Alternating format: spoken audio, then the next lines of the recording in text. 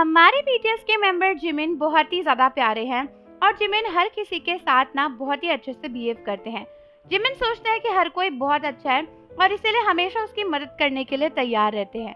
लेकिन कभी कभी ये अच्छाई भरा बिहेवियर ही ना हमारी पीठ पे खंजर भोंकने का काम करता है। और यही चीज हुई हमारे प्यारे से जिमिन यानी हमारे मोची के साथ, क्योंकि रिसेंटली पता चला है कि जिमिन के पुराने दोस्त एक पॉपुलर कॉमेडियन ने जिमिन को धोखा दिया है और उनके काफी सारे पैसे भी ठग लिए हैं। और दोस्तों, इसके ऊपर अब एक लीगल केस भी चल रहा है जिसके बारे में मैं आपको बताने वाली हूँ। रिसेंटली ये केस काफी ज्यादा पॉपुलर हो रहा है और इसमें जिमिन का नाम भी आ रहा था। बहुत से आर्मीज को समझ में नहीं आ रहा था कि आखिर क्या हुआ है, क्या जिमिन ने इस इंसान से पैसे लिए थे या फिर इस इंसान ने जिमिन के पैसे ठगे हैं।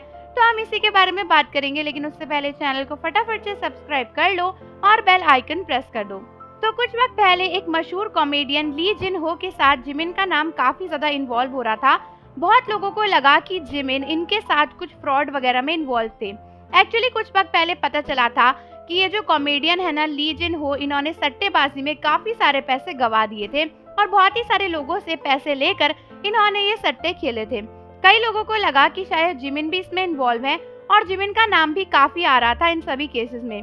कई लोगों ने जिमिन के बारे में उल्टी सीधी बातें करना भी शुरू कर दी थी, लेकिन बाद में ली जिन हो ने सभी के सामने आकर ये कन्फेस कर लिया कि एक्चुअली उन्होंने बाकी लोगों से सिर्फ और सिर्फ पैसे लिए थे। किसी के कहने पर उन्होंने उनके पैसे सट्टेबाजी में नहीं लगाए थे। उन्होंने सभी के सामने आकर अपना ये जुर्म कबूल किया और फिलहाल उनके ऊपर काफी सारी कार्यवाही चल रही है।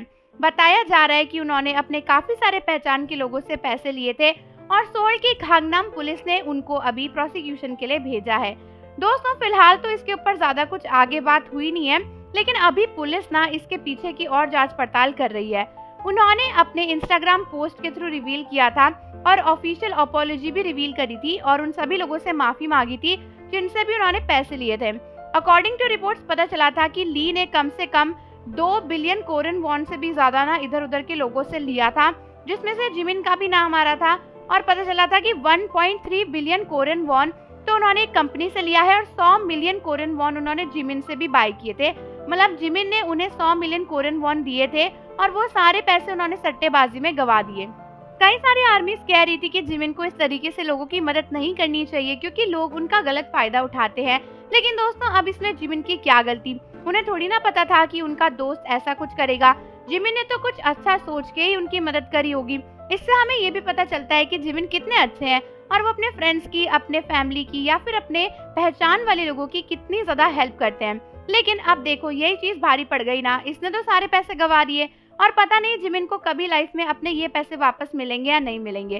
फिलहाल ये बात तो क्लियर हो गई कि इन सब इल्लीगल कामों में जिमिन का कोई हाथ नहीं है, क्योंकि बहुत सारे लोग ना जिमिन के ऊपर इल्जाम लगा रहे थे और कह रहे थे कि ली जिन्हो के साथ मिलकर जिमिन ने भी इस तरीके की सट्टेबाजियां खेली हैं। लेकिन ली जिन्हो ने अब फाइनली क्लियर कर दिया है कि इन सभी चीजों में ना उनके साथ कोई और इन्वॉल्व नहीं था। ये सब कुछ उन्होंने अकेले ही किया था, बाकी लोगों से बस पैसे लिए थे और किसी को भी नहीं पता था कि वो ये सब करने वाले उन पैसों से।